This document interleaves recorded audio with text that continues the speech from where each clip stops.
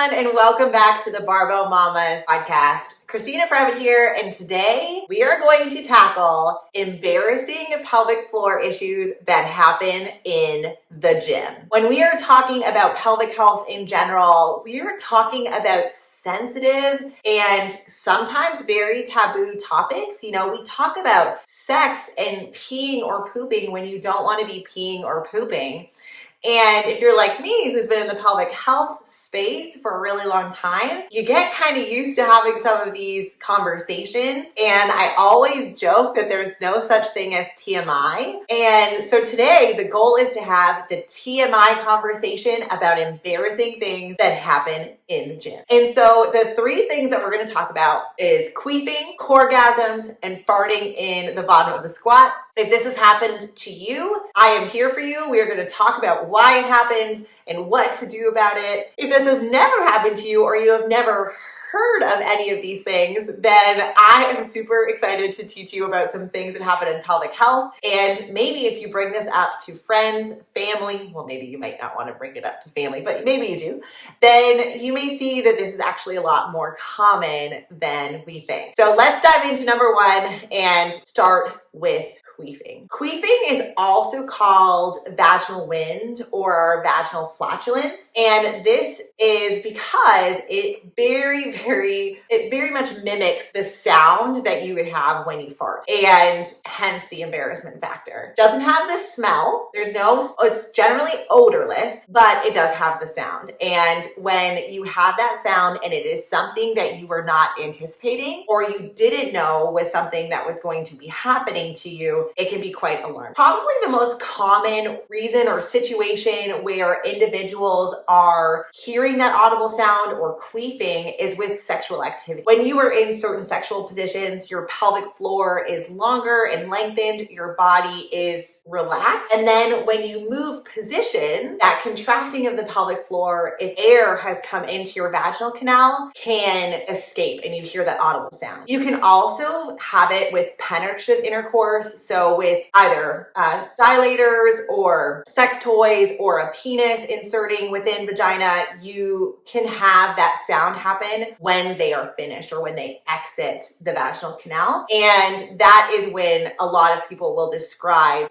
experiencing queefing. But in the gym, it can also happen. And so when a person will queef with exercise is usually with exercises like jogging, sit-ups, or certain core movements, and with inversion. So if we are talking in the yoga space, when individuals go into inverted positions and then they come back down, when they go inverted, air comes into the vagina, and when they come back down, that air escapes and you get that audible sound. In CrossFit, those inversions are our handstand movements. And so individuals will really express that they've been mortified because a queef has happened when they go upside down into a handstand push-up, body changes position, our organs kind of ease off of our pelvic floor on purpose. Obviously, we're shifting around. But what can happen is air can get into the vaginal canal with that movement, and then they come down or kick down, or they get into this squished position with a kipping handstand push-up, and then they come up and they will have that audible release of air. And for CrossFitters, it's not usually as bad because the music is blaring, it is super loud,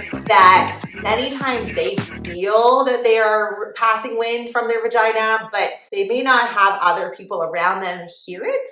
That is not the case if you are in a very quiet yoga studio.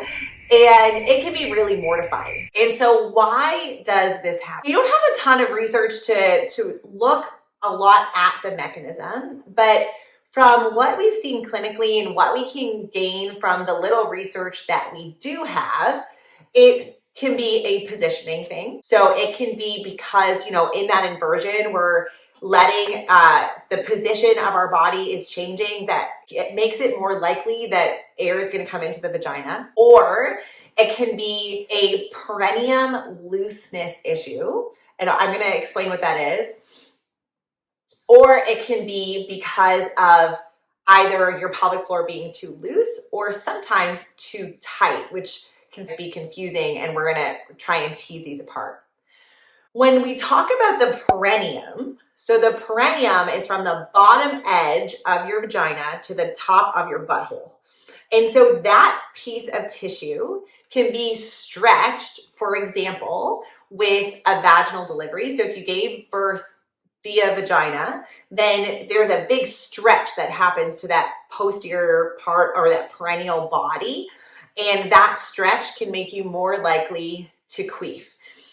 That is in combination with the fact that your pelvic floor just went through a big stretch as well. And especially early on postpartum, we are not as strong because we are recovering from birth. What that means is that the opening of our vagina is bigger, and it does come back to where, or it comes back a little bit, but it doesn't come back 100% to where you were before you had a vaginal delivery. And that just makes sense. Our body changes through pregnancy and delivery.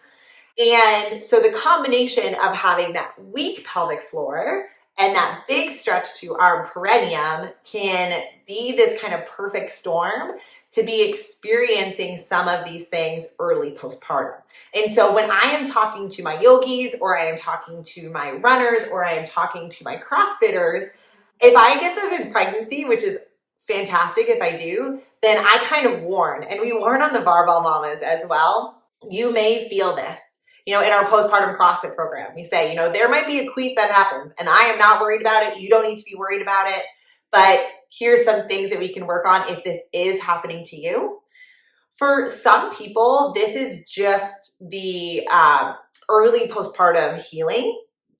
There are individuals who experience this most commonly around menopause. And so that there could be some hormone pieces to that, because when you're breastfeeding and when you're in menopause, our estrogen is lower. And so that affects how strong our ligaments are around our pelvis and around our vagina, which may contribute to being more likely to have that queefing happen to you with exercise or sexual activity. However, that early postpartum healing, we generally see an improvement, or at least queefing happens less often when we are in those, or kind of outside of those early postpartum moments. When it comes to what to do about it, we have to kind of figure out if it is a weakness issue or it's a holding on too tight issue.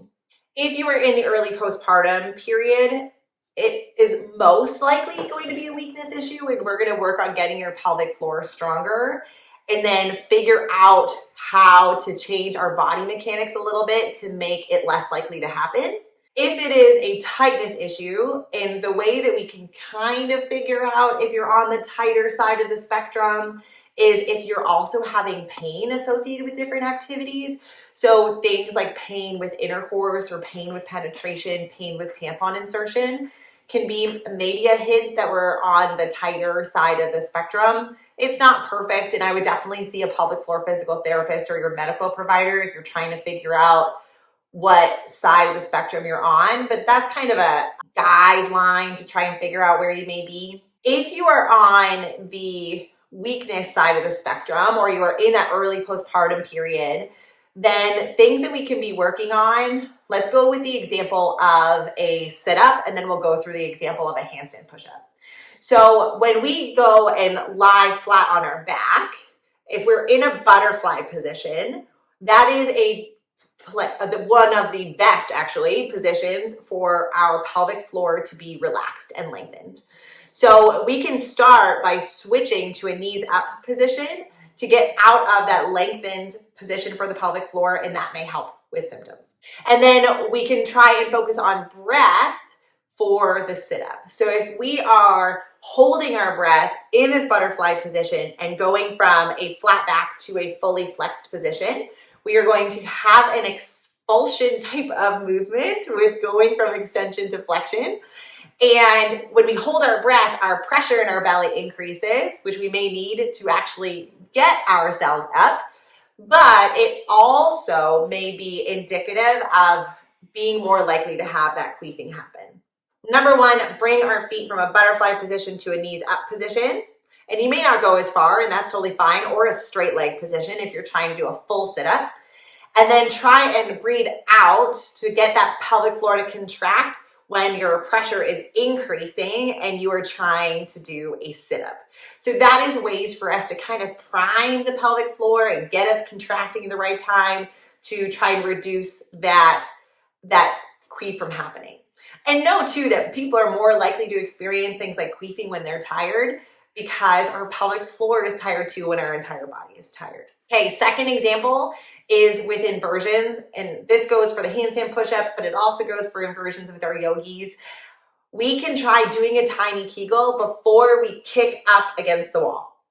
What that's going to do is it's going to reduce that moment where air can come into the vagina. And then when we're upside down, we can maybe change our position so that as we come down, our knees aren't coming out as far to either side of our shoulders, but we're actually bringing our knees in close together.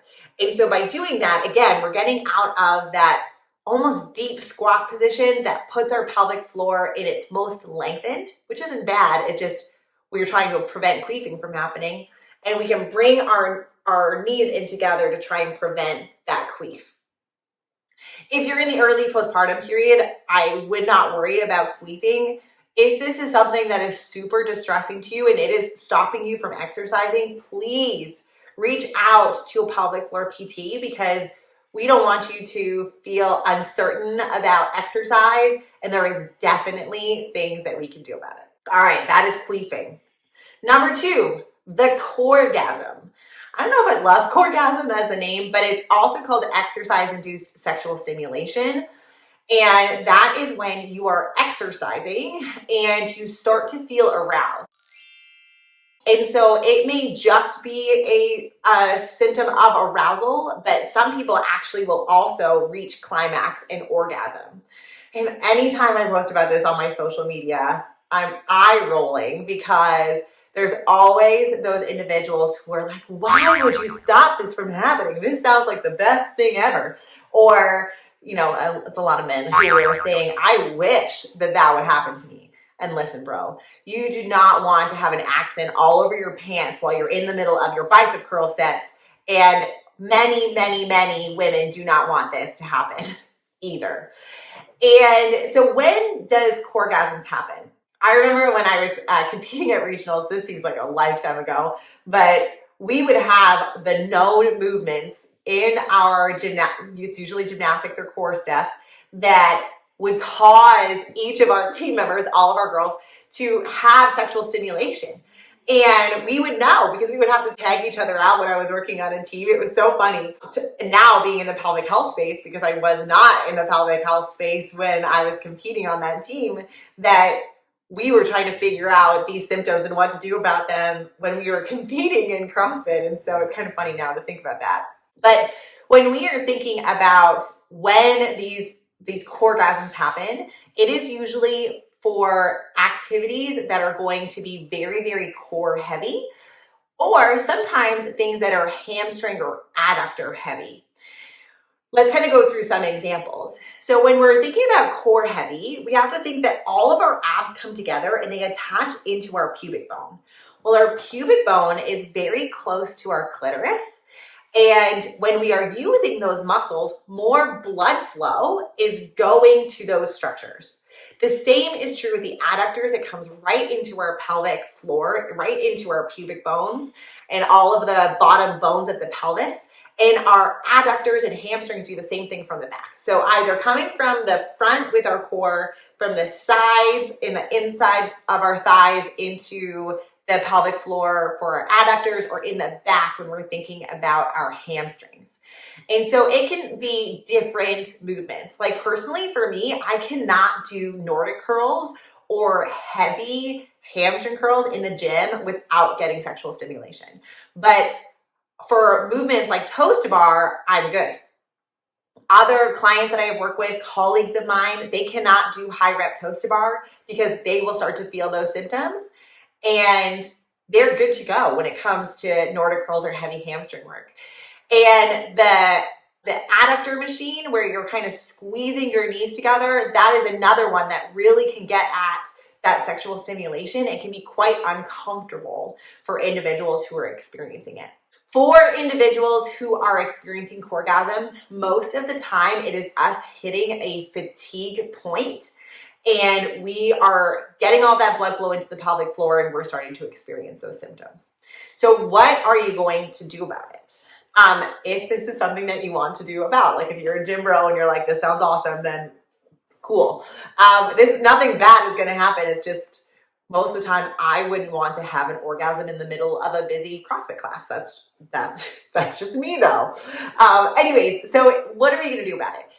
The idea is to try and bring our level of activation of the muscles that are causing that symptom down below the threshold where we are starting to feel aroused. What I mean by that is if you are doing toe to bar and you're starting to feel some things, then we're going to get you to come down. You're going to take big belly breaths. And from a pelvic floor perspective, I want you to think about relaxing. And so what that can mean is the feeling of relaxation. You can get into a deep supported squat and try and relax those muscles. You can think about kind of spreading the floor, trying to separate your two sit bones. There's lots of different cues that we can use, but the idea is to use big belly breaths, big breaths, as well as that relaxation to try and bring your arousal below a threshold that is bothersome for you. That may take only a couple seconds and then you can go into your next set. Eventually, the idea to try and prevent this from happening is to get your hamstrings or adductors or core stronger so that you're not hitting that fatigue point as often in your sets.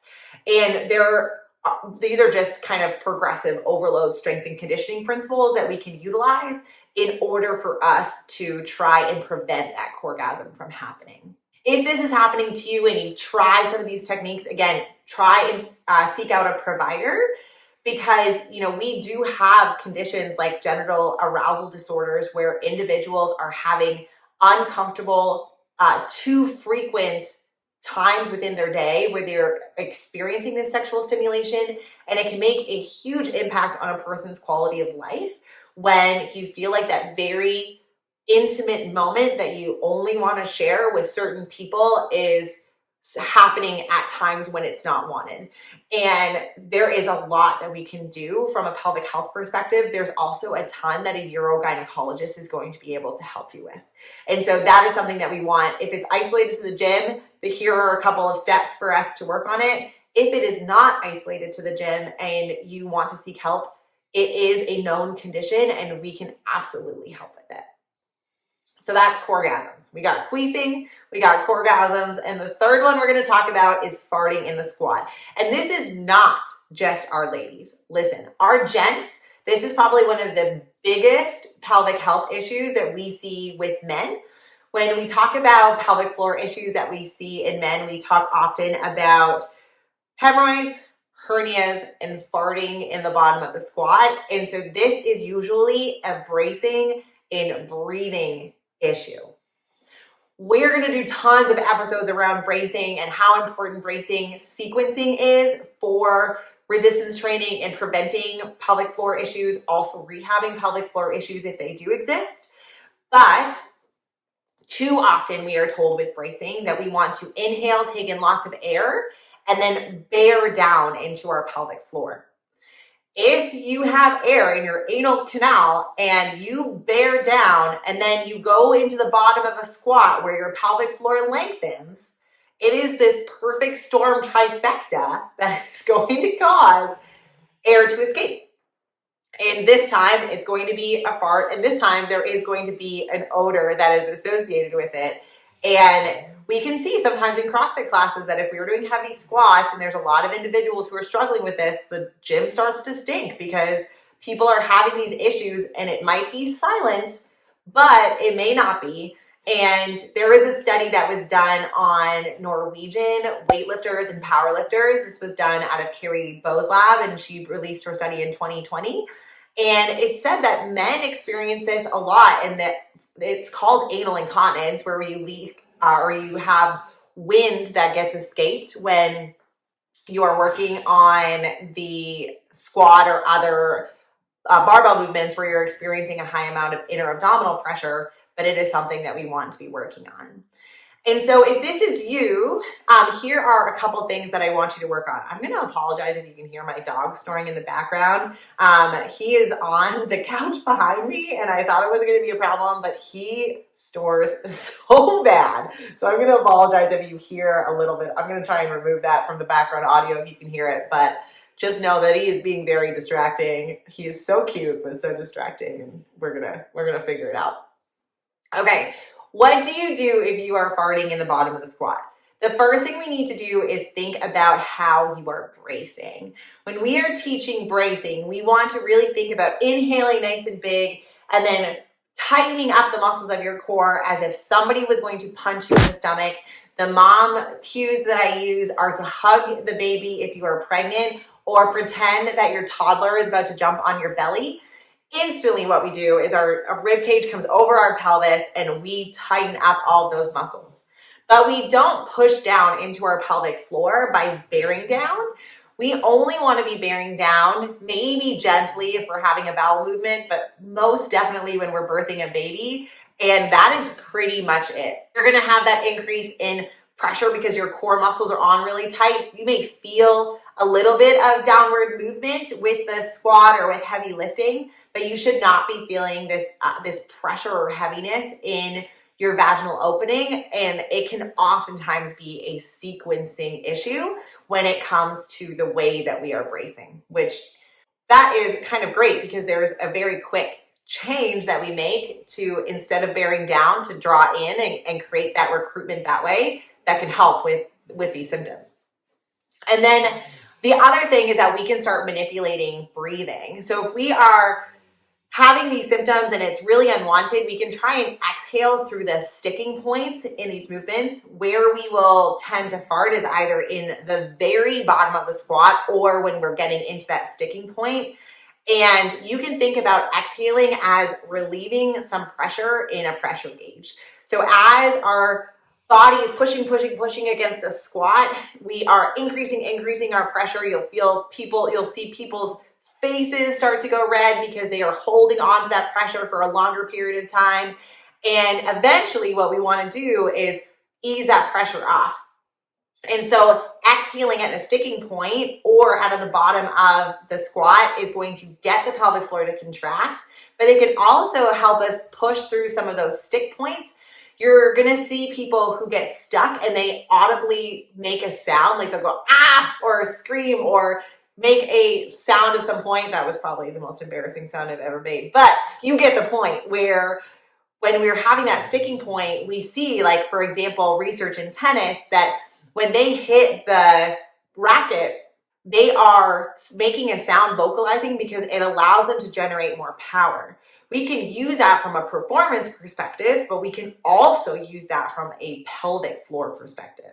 So that performance pelvic floor connection is fantastic because we get less people farting in the bottom of the squat and we get more people who are getting as strong as we can possibly get them on a barbell. So those are the three big ones that I wanted to talk about today. So queefing, coregasms, and farting in the bottom of the squat.